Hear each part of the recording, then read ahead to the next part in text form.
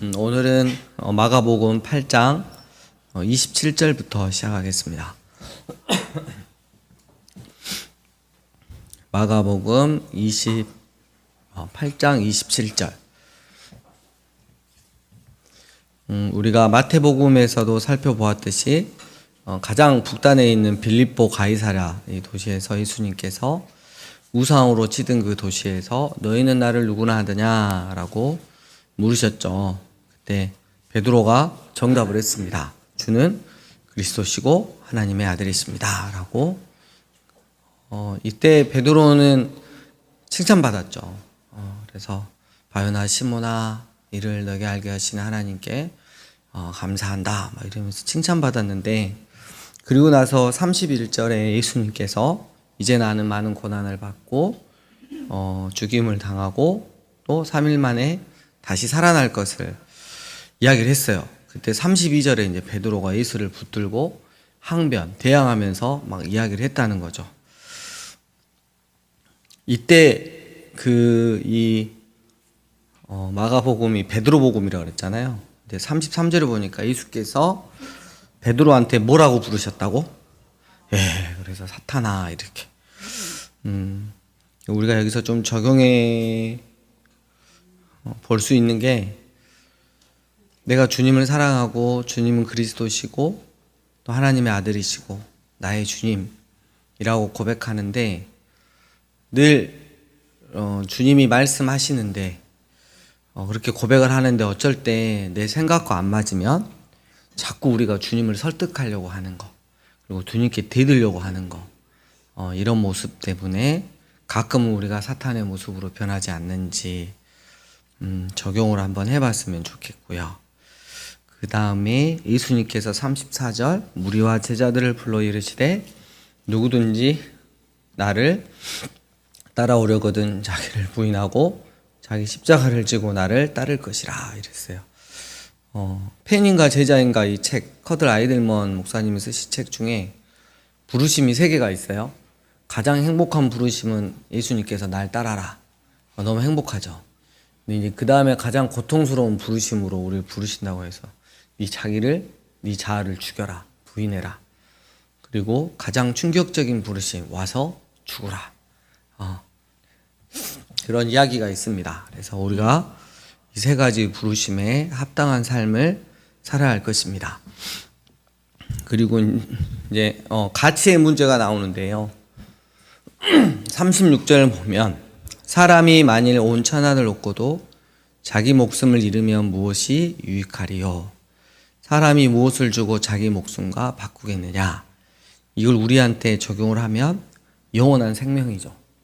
이 가치를 바꾸려고 하는 사람들이 있어요. 38절 누구든지 이 음란하고 죄 많은 세대에서 나와 내 말을 부끄러워하면, 죄 많은 세대에서 예수님과 예수님의 말씀을 부끄러워하면 인자도 아버지의 영광으로 거룩한 천사들과 함께 올 때에 그 사람을 부끄러워하리라 이랬어요. 여러분, 우리가 음란하고 죄 많은 세대에서 살고 있습니다. 또 온갖 좋은 것들, 우리를 화려하게 만들고 즐겁게 놀 수 있는 것들이 많은 세대 가운데 있는데, 우리가 늘 기억해야 되는 게 가치의 문제. 내 영원한 생명을 포기할 만큼 그것들을 즐길 것인가? 그리고 이 악하고 음란한 세대 가운데 예수님과 예수님의 말씀을 드러내는 데 있어서 그걸 부끄러워할 것인가? 아니면 담대히 전할 것인가? 늘 우리는 이 2가지 중에 하나를 선택해야 한다는 거죠. 기억해야 합니다. 우리가 예수님을, 또 예수님의 말씀을 부끄러워한다면 주님이 다시 오실 때 우리를 부끄러워하실 것이고 우리를 외면해 하실 거라는 거 기억했으면 좋겠습니다. 9장 2절 변화산 이야기가 쭉 나옵니다. 그리고 9장 14절 넘어가면 예수님께서 이제 내려와서 보니까 뭐 난리가 하나 나 있어요. 그래가지고 17절 보니까 어떤 사람 아들이 귀신 들렸나 봐요. 근데 제자들한테 가서 쫓아달라고 했어요. 근데 못 쫓았어요. 뭐냐 너희들 이러면서 이런 상태에 있는데 예수님이 내려오셨죠. 근데 예수님께서 이제 고쳐주시면서 제자들에게 교훈을 하세요. 그 23절 보니까 믿음에 대해서 말씀을 하시고요. 또 29절 보니까 기도에 대해서 말씀을 하세요. 그러니까 우리가 세상에 살아갈 때 믿음이 뭐 큰 믿음이다 작은 믿음이다 이게 중요한 게 아니고 살아 움직이는 믿음이냐 죽은 믿음이냐 이게 많이 중요한 거죠. 아까 점심시간 때 뭐 믿음이 잘못됐다고 누가 막 혼내고 그랬던 것 같은데 기억이 잘 안 나네요. 그 잘못된 믿음이라고. 여러분 잘못된 믿음을 가지면 안 돼요.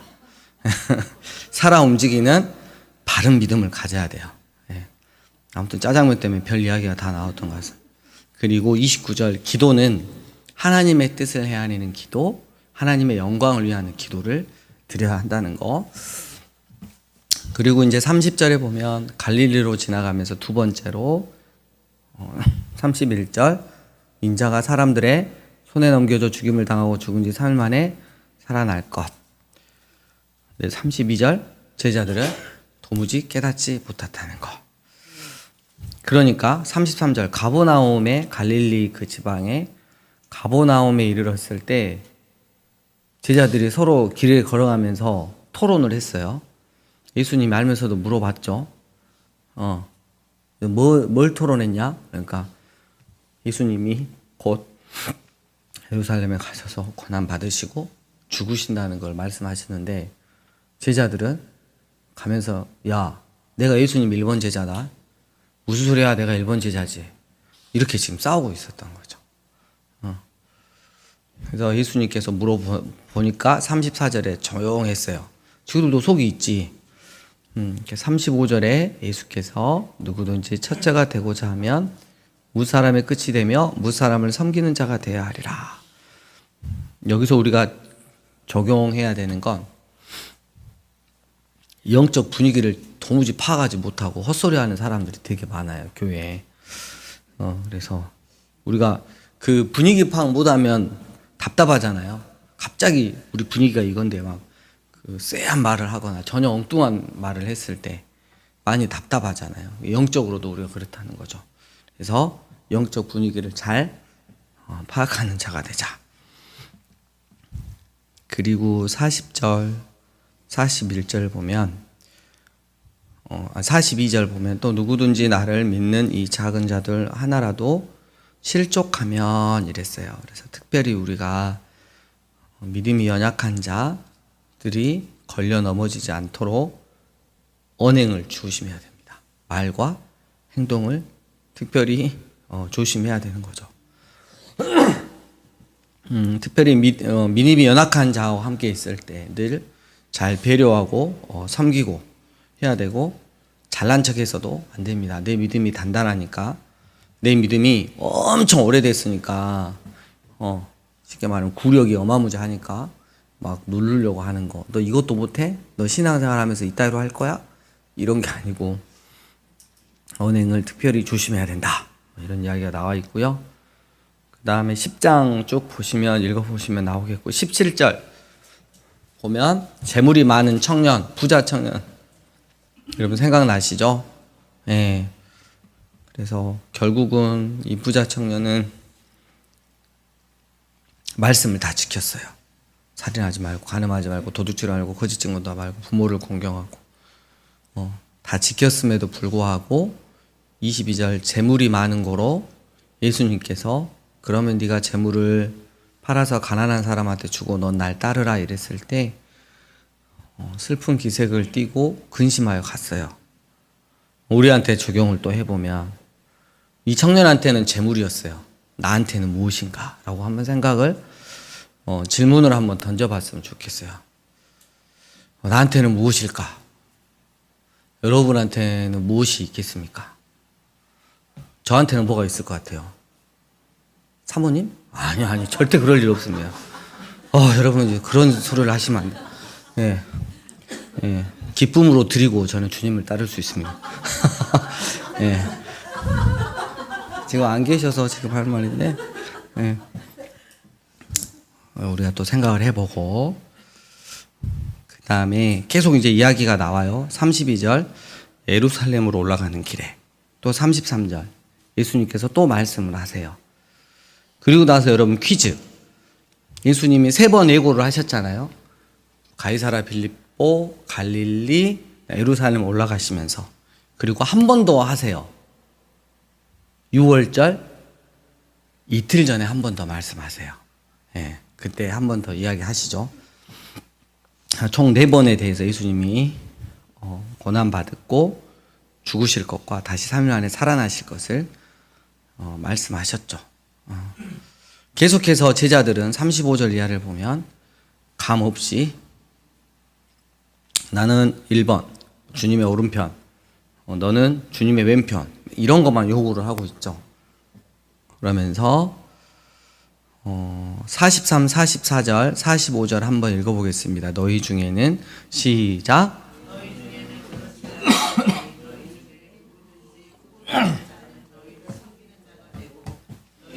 누구든지 으뜸이 되고자 하는 자는 모든 사람의 종이 되어야 하리라. 인자가 온 것은 섬김을 받으려 함이 아니라 도리어 섬기려 하고 자기 목숨을 그럼 이게 진짜 힘든 것 같아요. 자꾸 제자들도 계속 지적을 받잖아요. 우리도 이 섬김의 자리에 계속 위치에 머무는 게 힘든 것 같아요.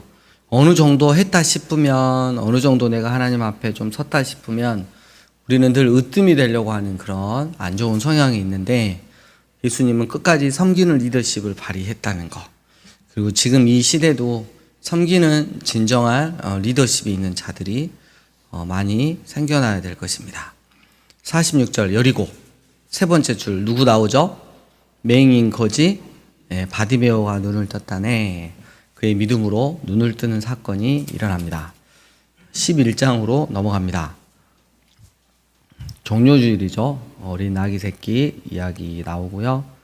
그 다음에 11절에 보면 종료주일에 예수님께서 사역을 하시고 예수께서 예루살렘에 이르러 성전에 들어가사 모든 것을 둘러보시고 때가 이미 저물매 12제자를 데리고 어디로 가셨다? 여러분 베다니에 가셨으면 누구 집 갔을 것 같아요? 네, 라사로 집에 갔을 거잖아요. 12절 보면 이튿날 그들이 베다니에서 나왔을 때 예수께서 뭐 했다? 여기서 여러분 저는 진짜 가슴이 뭉클했어요. 왜 예수님 아침을 안 드시고 나오셨을까? 마르다와 마리아가 주님 아침 드시면 몸이 별로 안 좋으니까 주름이 많이 생기니까 안 드셔야 됩니다. 이렇게 이야기하셨을까? 네, 예수님도 여러분 베다니가 가난한 동네예요. 그 집 사정을 아는데 12제자가 다 같이 들어갔어요. 아침에 아마 제자들을 깨우셨던 것 같아. 야 베드로 요한 일어나라 하면서 식사 같은 거 아침 줘야지, 아침 먹고 가야지가 아니고 조용히 나오신 것 같아. 제자들 데리고. 그러니까 어느 날 문득 이게 깨달아졌을 때 너무 가슴 뭉클한 거야. 특별히 제가 또 이렇게 목사 위치에서 성도들의 그런 어려움을 알고 그런 고마움도 알고 때로는 이렇게 아침에 조용히 제자들을 불러서 나오시는데 시장한 모습으로 하루를 시작하시는 예수님의 모습을 보면서 우리 예수님 너무 멋있었고요. 그리고 저도 늘 그 목회가 받는 것보다 주는 것이 더 행복한 목회가 될 수 있도록. 13절 멀리서 잎사귀 있는 한 무화과를 보시고 혹 그 나무에 무엇, 요걸 제가 히브리어로 뭐라 그랬죠? 예, 파게라 그랬어요. 그러니까 첫 열매예요. 무화과 나무의 첫 열매. 한 4-5번 열리죠. 열매가. 파게가 있을까 하여 가셨더니 가서 보신즉 잎사귀에 아무것도 없더라. 이는 무화과 때 테나 때가 아니라. 그래서 분명히 첫 열매를 맺을 때가 돼서 갔는데 잎사귀만 무성해가지고 있는 그 모습을 보고 예수님께서 책망하시죠. 우리를 향해서 잎만 무성하고 열매를 맺지 못하는 그런 영적 상태이지 않냐라는 것을 말씀하시는 것 같고요. 그 다음 20절 화요일이 됐습니다. 넘어갑니다. 12장 12장 예수님께서 또 쭉 나오고요. 13절 가이사에게 세금 바치는 이런 이야기 나오고 그다음에 18절로 넘어갑니다. 18절 부활이 없다고 하는 누구요? 여러분 제가 기억난 대로 이야기를 해드릴게요. 이 사두개인들이 원래 이제 제사장 계열이잖아요. 그래서 사독가의 그 다윗 시대부터 내려온 제사장 계열인데 로마 정치권하고 이렇게 연결이 돼 있어요. 그래가지고 아주 권력을 아주 그냥 어마무지 쥐고 있는 그런 계통이에요. 근데 순수한 그러면 제사장 계열은 없었냐? 바로 그 세례 요한이 몸담았던 방금 제가 뭐라 했죠? 예, SNS가 아니라 SNF파 그 계열이 있었어요. 그래서 되게 순수했어요. 가끔 제가 혀가 꼬입니다. 그래가지고 이렇게 두 개가 있었고 또 하나가 여러분 잘 아시는 바리새인들이 있었어요. 바리새인들은 하나님의 나라를 임하기 위해서 오늘 율법을 완전히 지키면 하나라도 안 빼고 지키면 하나님 나라가 임한다고 할 정도로 열심히 했던 사람이 있는데 요거 갖고는 안 된다. 저것들을 주목으로 해버려야 한다. 일명 마동석파가 있었어요. 그게 열심당이에요. 열심당. 바리새인 중에서도 열심당원이 있었어요. 예수님 제자 중에서 열심당원이 있었다 없었다? 있었어요. 그죠? 근데 예수님 와서 보니까 절대 주목을 안 쓰셔. 얼마나 답답했겠어요, 이 제자. 나중에 변화되잖아요. 이런 계열이 이렇게 있어요. 지금 근데 이 사두개인들이 부활이 없어. 왜 없다고 했냐면, 이 세상에서 권력을 이렇게 쥐고 있고, 돈도 많이 벌어. 필요가 없어. 천국이 필요가 없어. 지금 이 땅이 내가 곧 하나님인데, 그리고 천국 가면 하나님한테 막 이렇게 하나님 찬양하고 막 기뻐해야 되는 여기서는 그럴 필요도 없는데, 그래서 굳이 예수님한테 시비를 걸죠. 여기 지금 이야기를 보면 아내가 있는데 아내, 내 형이 죽었어. 내 형사치수제. 내가 있어. 계대법이 있어가지고 소원법이 있어가지고 죽으면 동생 이렇게 쭉 갔는데 막내까지 갔어요. 7형제 20절. 그럼 나중에 천국 가면 이 여자가 누구 아내냐? 이런 이야기를 묻는 거죠. 묻는 의도는 뭐예요? 천국은 너무 생각하기 힘들다. 그리고 이게 말이 아리꼬리여가지고 이건 없는 거다. 지극히 현세주의자인 거죠. 교회 다니신 분들의 중에서 이 내세가 없다라고 찰떡까지 믿고 사시는 분들이 되게 많아요. 의외로. 근데 예수님께서 24절, 25절 말씀하시죠. 25절 사람이 죽은 자 가운데서 살아날 때에는 장가도 아니가고 시집도 아니하고 하늘에 있는 천사들과 같다. 이렇게. 그래서 예수님이 요렇게 이야기하신 이유는 천국은 있다 없다? 있다. 그리고 너희 수준의 천국이 아니다. 정확하게 이야기해 주고요. 하나가 더 있어요. 너희는 꼭 죽어서 하나님 나라 이야기하는데 26절 세 번째 줄 나는 아브라함의 하나님이요 이삭의 하나님이요 야곱의 하나님이로다 하신 말씀을 읽어보지 못하였느냐. 하나님은 죽은 자의 하나님이 아니요 산 자의 하나님이시라 이랬어요. 이게 뭔 말이냐. 야, 너희는 꼭 이 세상에서는 하나님 나라가 없는 것처럼 네 마음대로 살다가 나중에 천국이 있냐 없냐 막 하나님 나라가 있냐 없냐 하는데 늘 네가 사는 바로 믿음으로 고백하고 사는 이곳이 바로 하나님의 나라의 임함이다. 하지만 이미 임했지만 아직은 완성되지 않는 하나님의 나라 가운데서 너희가 사는 것이다. 늘 하나님을 경외함으로 살아야 한다. 지금 그 이야기를 하고 있는 거예요. 여러분 사두개인들이 알아먹었을까요? 못 알아먹었을 것 같아. 나중에 싸우는 모습 보면 답답하죠. 넘어갑니다. 38절 쪽으로 넘어갈까요? 그 위선자 서기관들이 나와요. 38절에 보면 긴 옷을 입고 다니는 것과 시장에서 문안받는 것과 회당의 높은 자리와 잔치의 윗자리를 원하는 서기관들. 여러분 서기관들은 누구죠? 성경에 뭐가 많이 나와. 바리새인 했고 사두개인 했어요. 그 다음에 이제 열심당도 했고 근데 서기관이 나오면 서기관은 선생님들이에요. 근데 율법 선생님들 그러면 율법에 대해서 잘 아는데 온통 위에서 인정만 받으려고 위선을 떨고 있다는 거죠. 40절 그들은 과부의 가산을 삼키며 외식으로 길게 기도하는 자니 그 받는 판결이 더욱 중하리라. 이렇게 하고 나서 41절에 보면 예수님이 헌금함 옆에 이렇게 계셔가지고 사람들이 돈 헌금하는 걸 보는데 부자도 막 많이 넣고 그랬어요. 근데 42절 한 가난한 과부는 와서 2렙돈 곧 한 고두란트를 넣는지라.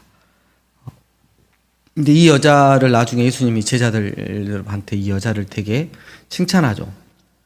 넣는 모든 사람보다 많이 넣었다. 그들은 다 풍족한 중에서 넣었고 이 과부는 그 가난한 중에서 자기 모든 소유를 생활비, 소유 곧 생활비를 전부 넣었다 이랬어요. 근데 가지고 있는 이 2렙돈이 어마무지한 게 아니고 그냥 현재 우리 돈으로 하면 노동자, 그러니까 우리 여러분 일하러 가시잖아요. 하루 돈을 벌면 거기에 128분의 1이야. 계산하기 힘드니까 한 1, 2천 원이라 그렇게요. 근데 그게 생활비야. 근데 그거를 하나님한테 드리는 거죠. 그래서 위선을 떠는 서기관, 율법 선생님이면서 대가부의 진정성 있는 신앙, 이거를 비교하시면서 신앙은 진실성과 헌신성으로 평가된다는 거. 물론 여러분 교회가 목사가 행여나 악한 마음으로 성도들의 돈을 좀 빼먹으려고 헌금을 시키는 경우가 되게 많지만 여러분 헌금이라고 하는 건 여러분 기억하셔야 돼요. 내가 찝찝해서 드리는 게 아니고 내가 받은 은혜가 넘쳤을 때 감사함으로 드리는 게 헌금입니다.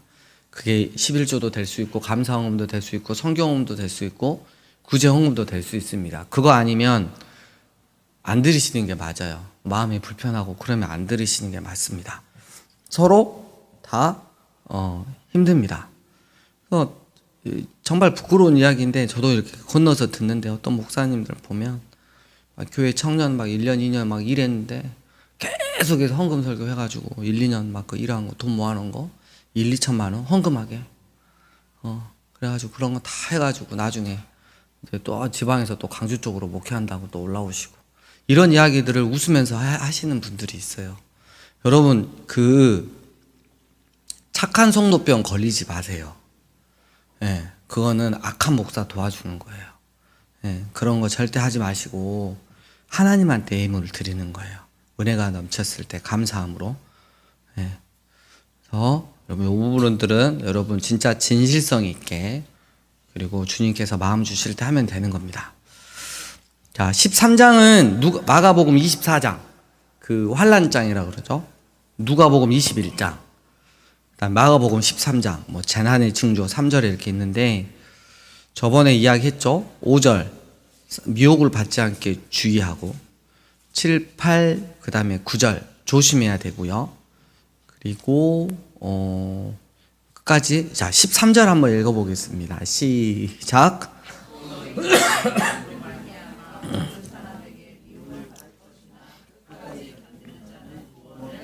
네, 아멘. 하나님을 향한 진실한 신앙이 진실한 신앙을 마지막 때까지 유지할 수 있느냐, 여러분 이게 중요한 겁니다. 여러분 성경에서 보면 내가 열심히 신앙생활을 한다고 했는데 나중에 배교라 그러죠. 예. 하나님을 믿는 신앙에서 멀어져 갔어. 관계가 허물허물해져 가지고 하나님하고 관계가 완전히 멀어진 거죠. 그랬을 때 성경은 말하죠. 너 이전에 했던 거 다 뭐다? 무효다. 아무 필요 없다. 여러분 인간관계도 마찬가지예요. 예. 그러니까 끝까지 주님 옆에 붙어서 아름다운 믿음의 생활을 하셔야 됩니다. 그래서 여기는 이제 마지막 때에 대해서 나오고 14절 이하 보면 특별히 마지막 때도 되지만 예수님께서 승천하시고 난 다음에 AD 한 70년경에 예루살렘이 완전히 폭망하게 되는 로마 디도 장군에 의해서 폭망하게 되는 그 사건을 1차적으로 예시를 하고요. 그리고 이제 나중에 주님 다시 오실 때 같이 연관이 있어서 이렇게 두 가지로 정리를 하시면 되겠습니다. 14장